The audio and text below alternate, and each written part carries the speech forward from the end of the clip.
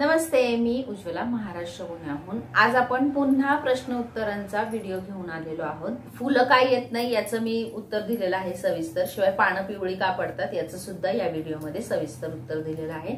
तर सगळ्यात पहिला प्रश्न आहे जयश्री येवले ताईंचा। त्या म्हणतायत, ताई माझ्याकडे बटन गुलाबाचं रोप आहे, नर्सरीतून आणलं आहे विथ कुंडी।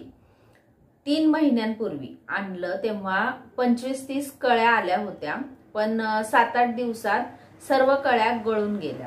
मग मी सॉफ्ट प्रूनिंग केली, लाईट पिंचिंग, त्याला नवीन फूट आलीये, पण ती सर्व जळालेली पानं येतात, वाढ पण नाही झाली रोपाची आणि त्याला पानं पण आहेत अगदी सुकल्यासारखी, फुलं तर पूर्ण काळी येतात, अगदी जळालेली पानं। काय करू? रिपोर्ट करू का? मी इतर रोपांसारखीच काळजी घेत होते, पण काय झालं कळत नाही, प्लीज ताई उपाय सांगा। तर एकतर सगळ्यात पहिलं 3 महिन्यांपूर्वी म्हणजे जेव्हा उन्हाळा चालू होता तेव्हा तुम्ही रोपांची खरेदी केलेली आहे। उन्हाळा हा गुलाबांचा डॉर्मन्सीचा काळ असतो आणि त्या काळामध्ये जी काही फूट येते किंवा जी काही फुलं येतात त्यांना उष्णतेचा त्रास होऊन किंवा उष्णता लागून, ऊन लागून ती खराब होतात। त्यामुळे कदाचित नवीन आलेली फूट ही करपल्यासारखी पानं झाली असतील।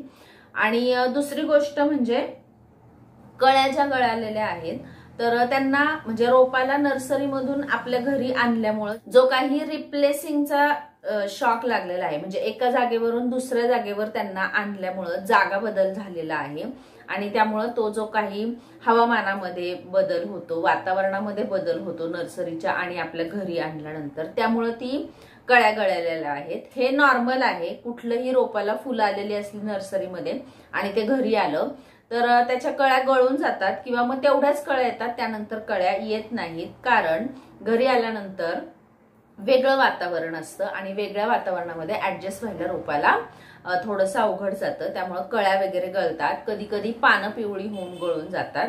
आणि आता नवीन फूट येतीये तुमच्या झाडाची, त्यामुळं फुलांची लगेचच अपेक्षा करू नका, मुळांची त्यांच्या वाढ चालू आहे कुंडीमध्ये आणि जेव्हा मुळं सेट होतील तेव्हा त्याला ऑटोमॅटिक फुलायला लागतील। शिवाय आता पावसाळ्याचा सीझन आहे, पावसाळा आणि हिवाळा गुलाबाच्या रोपांची छान वाढ होत असते आणि रोप जर तेवढं सक्षम असेल किंवा पुरेसं मोठं असेल तर त्याला पुन्हा फुलं यायला नक्की लागतील।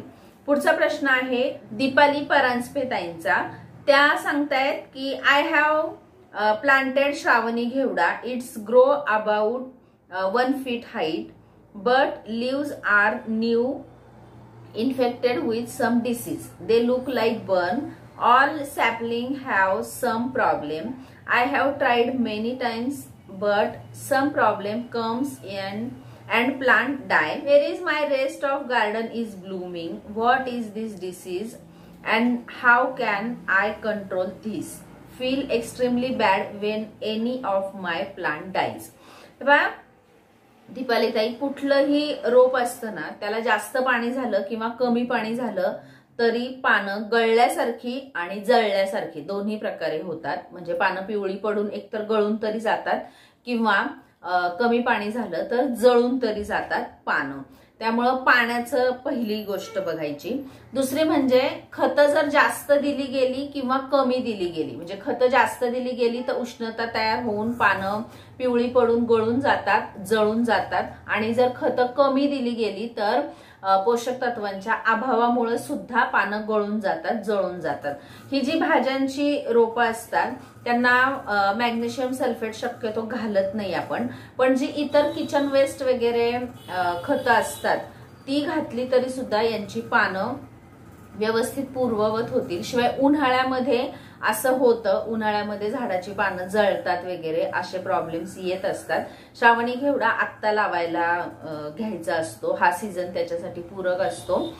चुकीच्या वेळी लावल्यामुळे मे बी तसं होऊ शकतं, म्हणजे वातावरण जर त्याला पोषक नसेल तरी सुद्धा पानांचा असा प्रॉब्लेम होऊ शकतो। या कारणांपैकी कोणतं कारण तुमच्या रोपाची पानं जळण्याचं किंवा गळण्याचं आहे ते तुम्ही पहा आणि त्यानुसार तुम्ही उपाय करा।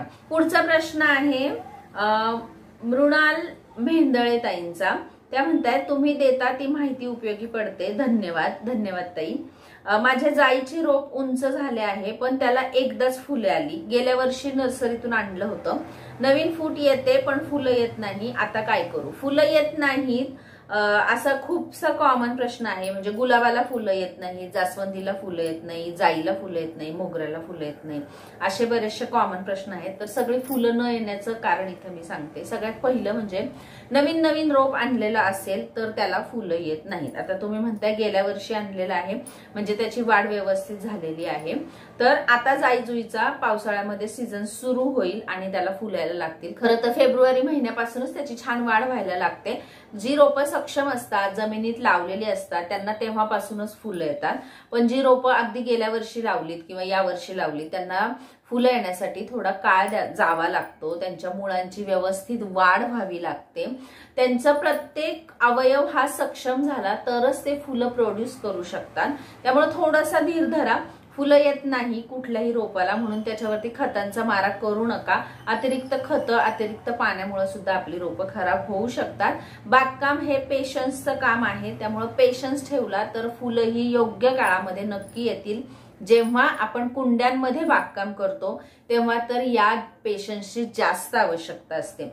जेव्हा जमिनीमध्ये रोपं लावतो तिथं त्यांना तग धरायला किंवा योग्य तो खाऊ मिळायला, पाण्याचा निचरा व्हायला व्यवस्थित वातावरण असतं. पण कुंडीमध्ये जेव्हा आपण बागकाम करतो तेव्हा थोडासा पेशन्स ठेवणं खूप आवश्यक असतं. पेशन्स ठेवा. पावसाळा आहे, रोप जर सक्षम झाला असेल तर नक्की या सीझनमध्ये त्याला फुलं येतील. पुढचा प्रश्न आहे मृणाली भोसले ताईंचा. ताई, एका कुंडीमध्ये एकापेक्षा जास्त रोपं असेल तर काय प्रॉब्लेम होतो का? प्लीज सांगा. तर पहा, रोपं जर 1 फुटाच्या कमी उंचीची असतील आणि कुंडी जर 12 इंचापेक्षा जास्त मोठी असेल तर आपण एका कुंडीमध्ये 2 रोपं ठेवू शकतो. फुलं झाडांचं म्हणते बरं का मी.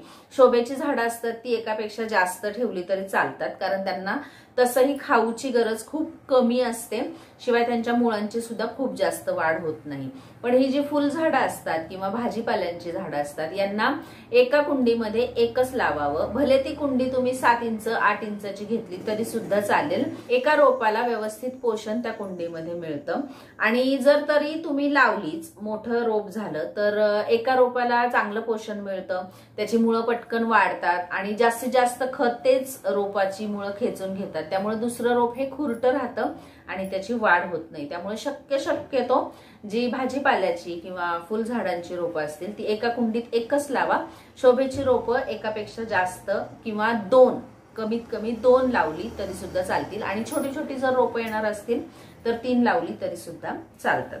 पुढचा प्रश्न आहे शीला भगनवकर. आडनाव वाचण्यामध्ये जर काही चुकीचं असेल तर सॉरी, मला लक्षात येत नाहीये काय आडनाव आहे ते. मॅम, आमच्या कुंडीमध्ये हिरवी हिरवी झाली वरची माती, काय करू? पावसाळ्यामध्ये पाणी साठून किंवा एरवी सुद्धा पाणी साठून वरच्या मातीवरती शेवाळ यायला लागतं. तर अशा वेळी माती खुरपणं खूप महत्वाचं असतं. माती खुरपायची वरचेवर दर 10-15 दिवसांनी प्रत्येक कुंडीची माती ही आपण खुरपायची, जेणेकरून कुंडीमध्ये ऑक्सिजन सुद्धा आतमध्ये जातो, मुळांना ऑक्सिजन सुद्धा मिळतो, मातीमध्ये सुद्धा ऑक्सिजन मिसळतो. शिवाय माती भुरभुरीत व्हायला मदत होते. आणि जे आपण पाणी दिलेलं असतं, एक्सेस वॉटर जरी ड्रेनेज होलमधून निघून गेलं तरी वरची माती थोडीशी कोरडी होण्यासाठी खुरपल्यामुळे मदत होते. आता जेव्हा अशी हिरवी हिरवी काळी चढते कुंडीच्या मातीवरती, शक्यतो बघा तुळशीच्या रोपामध्ये जास्त असतं, कारण आपण पाणी देतो ना, मग त्याला खुरपत वगैरे नाही. आपली थोडीशी श्रद्धा जडलेली असते अशा रोपांना, त्यामुळे आपण खुरपत वगैरे नाही. तर खुरपणं प्रत्येक रोपाला हे खूप गरजेचं असतं. आता जर हिरवी काळी जर जमली असेल तर तुम्ही त्याच्यामध्ये वरच्या बाजूला थोडीशी बुरशीनाशक कुठलंही साफ घाला, बाविस्टिन घाला, ट्रायकोडर्मा घाला, हळद घाला, काहीही तुम्ही अर्धा चमचाभर मातीमध्ये पसरवा आणि मातीची छान खुरपणी करा, वरचेवर खुरपणी करा. असं हिरवी काळी कधीही येणार नाही आणि आली असेल तर आता खुरपल्यामुळे ती निघून जाईल. पुढचा प्रश्न आहे शुभांगी वैरागी ताईंचा, खूप छान माहिती। ताई, पावसाळ्यात फुलझाडांना कोणतं खत द्यावं, कोणतं खत मागवू, प्लीज सांगा। हे पहा, आता आपण पूर्ण उन्हाळ्यामध्ये जास्त खतं दिलेली नाहीये सॉलिड फॉर्म मधली, आपण लिक्विड फॉर्म मधली खतं दिलेली आहेत। तर आता पावसाळा म्हणजे आता हा जून महिना संपत आला, म्हणजे शेवटच्या आठवड्यात जूनच्या, आणि जुलैच्या पहिल्या दुसऱ्या आठवड्यामध्ये आपण सगळ्या झाडांना पुन्हा खतं देणार आहोत सॉलिड फॉर्म मधली। यामध्ये तुम्ही कंपोस्ट देऊ शकता। कंपोस्ट बरोबर तुमच्याकडे जी काही सॉलिड फॉर्म मधली खतं आहेत त्याचा व्हिडिओ मी एक करणारच आहे आता जुलैमध्ये कोणती खतं द्यावी त्यासाठी जर तुम्हाला खरेदी करायची असेल तर खरेदीचे माझे बरेचसे व्हिडिओ आहेत। जे तुमच्याकडे खतं नाही आहेत ती तुम्ही विकत घेऊ शकता। त्याच्यामध्ये बोन मील असतं, कंपोस्ट कुठलंही, शेणखत असो, गांडूळ खत असो, लीफ मोल्ड असो, लीफ कंपोस्ट असो, जे कुठलं तुम्हाला कंपोस्ट घ्यायचं आहे ते घ्या। बोनमील घ्या, कुठलंही एक बुरशीनाशक घ्या, आणि सगळ्यात महत्वाचं म्हणजे निंबोनी पेंट घ्या। ही 4-5 खतं जरी तुम्ही आता विकत घेतली तरी सुद्धा तुम्हाला आता पावसाळ्यामध्ये जी आपण जुलै महिन्यामध्ये खतं घालणार आहोत तेव्हा ही कामी येणार आहेत। पुढचा प्रश्न आहे वर्षा केळकर ताईंचा। ताई, अनंताच्या फ्लावरिंग सीझन केव्हा असतो, त्याचं कुठल्याही प्रकाराचं प्रूनिंग कधी करायचं, सध्या नवीन पालवी येते। पहा, अनंताला आहे ना फेब्रुवारी महिन्यापासून ऑक्टोबर महिन्यापर्यंत फुलं येतात। त्याचं प्रूनिंग सुद्धा आता तुम्ही पावसाळ्याच्या थोडंसं आधी म्हणजे ह्या आठवड्यात, पुढच्या आठवड्यात किंवा जुलैच्या पहिल्या आठवड्यामध्ये करू शकता। म्हणजे जूनच्या 15 तारखेनंतर जुलैच्या 15 तारखेपर्यंत सगळ्या रोपांची तुम्ही प्रूनिंग करू शकता। अगदी जमिनीत लावलेली रोपं असतील, 2 फुटापेक्षा उंच असतील, किंवा कुंडीत लावलेली रोपं असतील 2 फुटापेक्षा उंच असतील, हार्ड प्रूनिंग सुद्धा तुम्ही करू शकता। कारण आता जो काही पावसाळा येणार आहे त्यामध्ये नवीन नवीन पालवी येणार आहे रोपांना, तर कुठल्याही रोपाची तुम्ही प्रूनिंग करू शकता।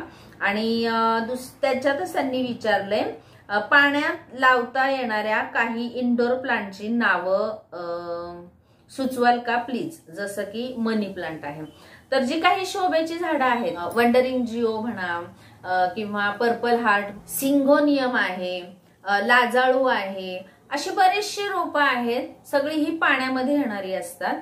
फुलझाडं सोडली ना तर बाकी तुम्ही शोभेची कोणतीही झाडं पाण्यामध्ये आरामात लावू शकता आणि ती छान येतात। तुमच्याकडे कुठली रोपं अवेलेबल आहेत ते पहा, ती पाण्यामध्ये लावा। पाण्यामध्ये वाढ थोडीशी कमी होते, जितकी काही मातीमध्ये किंवा कुंडीमध्ये होते त्यापेक्षा पाण्यामध्ये वाढ कमी होते, पण छोटंसं रोप तर छान वाटतं पाण्यामध्ये, दिसताना पण छान दिसतं, आणि मेंटेनन्स मग त्याच्यामुळे त्याचा कमी करावा लागतो। छोटंसं रोप तर छान वाटतं। पुढचा प्रश्न आहे आरती जाधव ताईंचा। नमस्कार ताई, माझ्याकडे भुईमुगाची टरफलं आहेत, त्याचा गार्डन मध्ये उपयोग कसा करता येईल। तर हे पहा, भुईमुगाची टरफलं असतात ना, त्यांचा तुम्ही मिक्सरमध्ये बारीक चुरा करू शकता किंवा खलबत्त्यामध्ये बारीक चुरा करू शकता। त्यामध्ये तुम्ही सीडलिंग लावू शकता।